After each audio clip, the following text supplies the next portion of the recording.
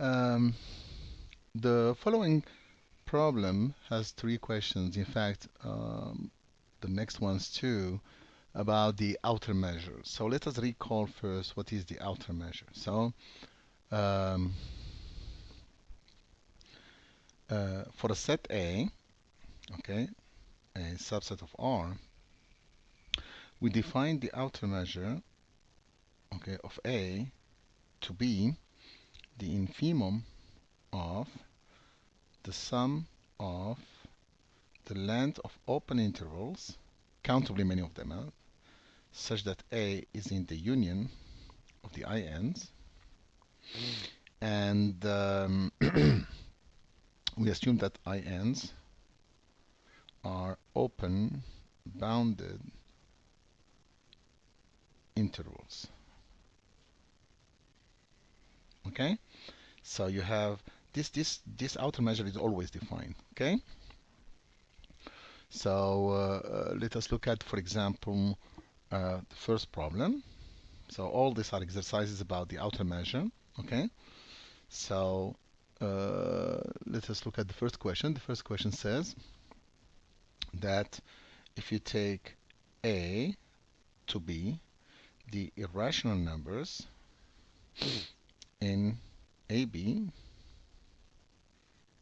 okay, then the outer measure of A is exactly B minus A. And we're assuming that is not degenerate, the interval AB, therefore we assume that A is less than B. Okay? Great. So let us take B to be the complement, which means the rationals in AB. So this is exactly Q intersect AB. Okay? So we know that the set B is countable, therefore the outer measure of B is 0. Okay? So what do we know? We know that A union B will give us what? The entire interval. Okay? Therefore, the outer measure of AB would be less or equal from the subadditivity of the outer measure plus the outer measure of B. Okay? And since the outer measure of B is 0, this is equal to the outer measure of A. And A is being a subset of AB, sorry, it was AB here, so this will be less than, by monotonicity of the outer measure, of the interval AB, which implies that the outer measure of A is exactly the outer measure of AB, which is the length of the interval B minus A. The second problem is very interesting because it compares the the topology, I mean like the interior of a set. So this is just how do you play with open sets, closed sets, etc., etc., with respect to the outer measure. So anyway, so what do we want to show? We want to show that, I mean, the question is it true? We don't know. If the interior of a set is empty, if and only if the outer measure of the set is 0. Okay? So first, if the interior is not empty, okay, let A belongs to the interior of E, meaning is an interior point. So we know by definition of interior point there exists epsilon such that A minus epsilon, A plus epsilon is a subset of E. That's the definition of interior point, which gives me that the outer measure of A minus epsilon, A plus epsilon is less or equal, so the outer measure of A minus epsilon, A plus epsilon is less than the outer measure of E. And since the outer measure of the interval is the length, so we see that the outer measure of E is greater than 0, so it can't be equal to 0. Therefore, if the outer measure of E is 0, then for sure the interior of E is empty. Great. What about the converse? For that, look at the case that we just did. Okay, so we take A, which is irrationals intersect AB, and B, the rationals intersect AB. So what do we know? We know that the outer measure of A is B minus A greater than 0, and the outer measure of B is 0. That's what we saw before, right? But what do we know? We know that the interior of A is empty, and the interior of B is also empty. Why? By density of the rationals in the interval AB, as well as the density of the irrationals. So you see, you have a set A with the measure with the interior which is empty, but the measure of A is not equal to 0. Therefore, it's not true. Huh? It's not true. The converse is false. So the converse is false. Okay. The third question is tricky, and is a beautiful construction. Okay. So first of all, let us look at that condition. Huh? Sometimes the condition that there exists alpha such that for every A in A, for every B in B, we have absolute value of A minus B greater than alpha. This condition, in fact, if we define the distance between A and B, okay, to B, there are many ways you can define the distance between two sets, but this is one of them, which is the infimum that's known in the literature, okay? So infimum of absolute value of A minus B, okay, where A belongs to A and B belongs to B, okay? So what it means, the condition is that the distance from A to B is greater than 0. That's what it means. What we have here, this assumption here, is exactly what you have here, okay? So in any case, so before we proceed, no, let us, we want to show what? That if they are far from each other, A and B, then we do have the additivity of the outer measure, okay? Which is not true in general, okay? This is false. So in particular, what do we have? We have what we know is subadditivity, meaning this is true, that A union B is less or equal than the outer measure of A plus the outer measure of B. This is true. So what we want is the other way around, okay? We want to show the other way around. So for that, let epsilon be positive, and let us use the definition of the outer measure. So there exists a sequence of open bounded intervals such that A union B is covered by these open intervals, and the sigma, the length of the INs, is less than the outer measure of A union B plus epsilon. Again, I want to say something about this epsilon here, okay?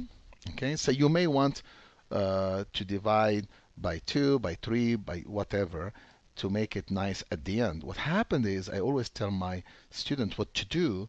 This is typical in topology, and especially in metric spaces or on the real line when you're dealing with continuity, uniform continuity, etc., etc. What you do, first, come up with the proof. Look at the proof, come up with the proof, and then at the end you will see, oh, I need to divide here because I'm going to find 2 epsilons or 3 epsilons, and then you go back to the beginning and you divide by the appropriate number. But it's very artificial to start right there by dividing by the appropriate number. So you need to look at the proof first. How does it work? Once you have a clear idea of the work, how the proof works and how it makes it the conclusion happen, then you can see what is the appropriate number by which you can divide. Okay? So right now we don't know. So let's discover this proof, the idea behind the proof. So now before I proceed, let us look at something in general. So we have the alpha positive, and let us take an interval AB. Okay, any interval open, any open bounded interval. So this is an open bound interval, and I'm assuming less than B. Okay, so non-degenerate basically. So here are the A and the B. And what we want to do is take a subdivision of, or a partition of this interval. So we assume this one is x1 and this one is xn and xi plus 1, and I assume that absolute value of xi minus xi plus 1 minus xi, the length of the interval, basically, and if you take the sup of all of them is less than alpha. So I'm assuming that all of them, these intervals, the sub-intervals, are all of length less than alpha. Great. So now what you do, what do we have? We have AB, okay, the interval AB, which is A x1 closed union x1 x2 union,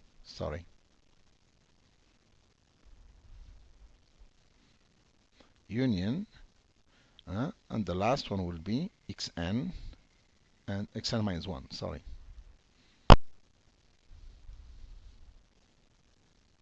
and B, right?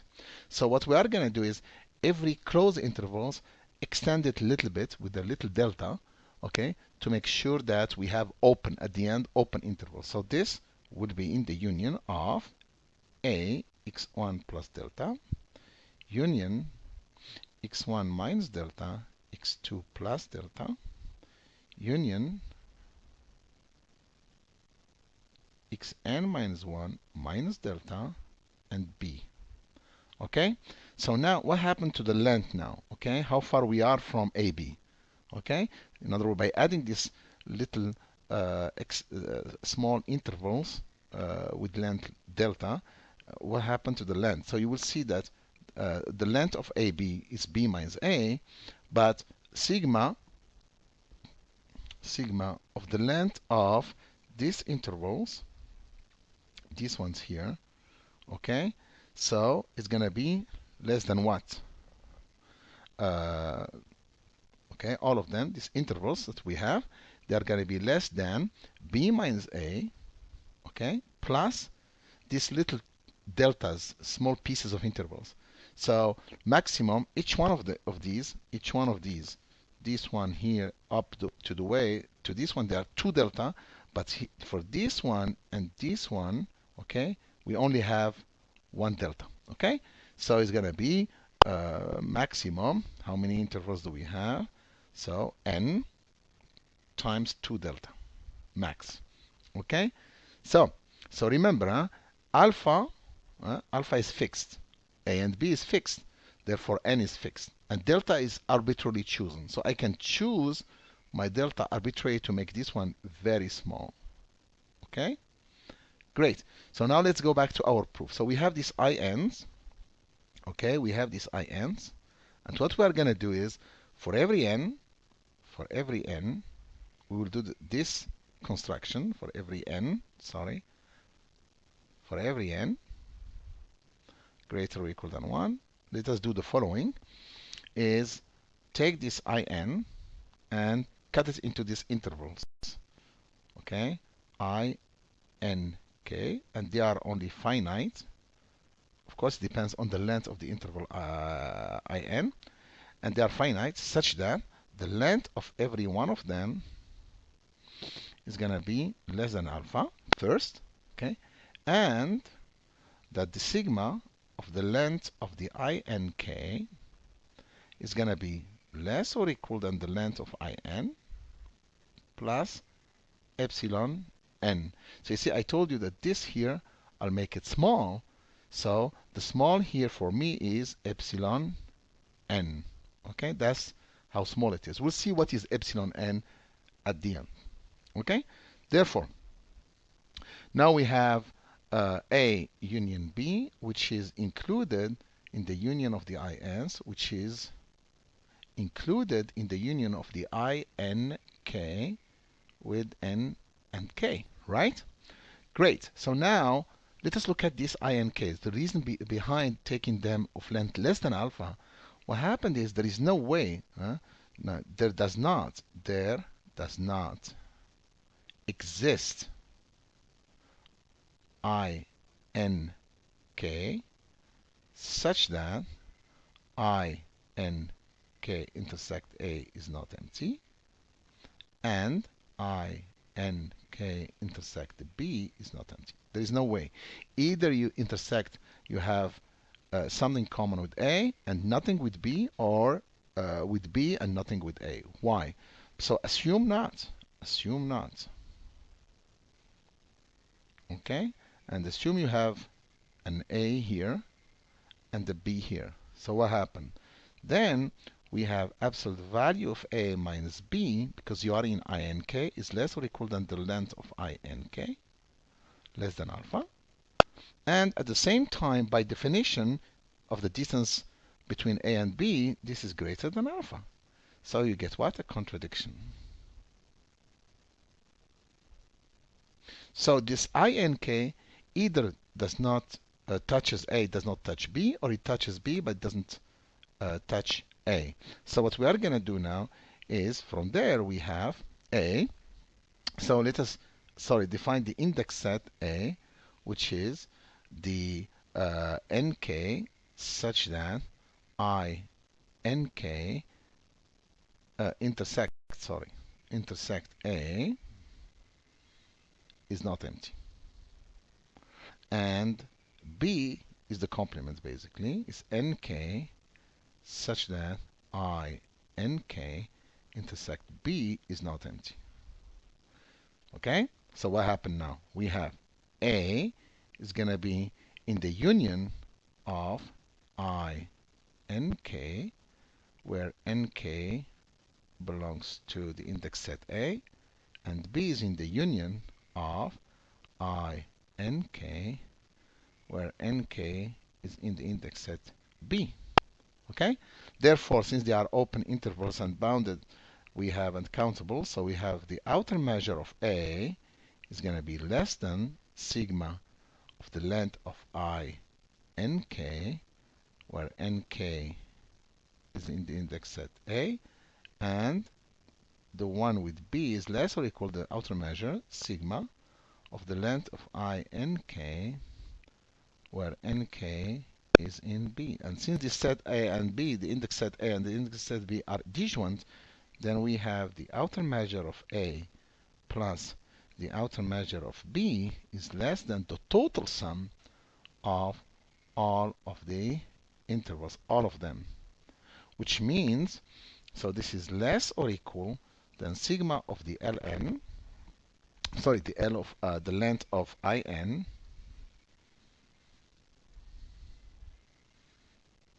plus sigma of the epsilon n, right?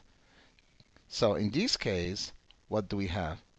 We have that the measure of A plus the outer measure of B is less or equal than the outer measure of A union B plus epsilon plus sigma of epsilon n. And this is exactly what I said. So if we choose to start with epsilon over 2, and we take epsilon n equal epsilon over 2 to the power n plus 1, then sigma of epsilon n will be epsilon over 2. So you're going to have epsilon over 2 here, epsilon over 2 here, and then the total of all this will give me epsilon. So basically, what you proved is that m measure of A plus the outer measure of B is less than the outer measure of A union B plus something arbitrarily small. Okay? And this, of course, will give us that the outer measure of A union B is equal to the outer measure of A plus the outer measure of B.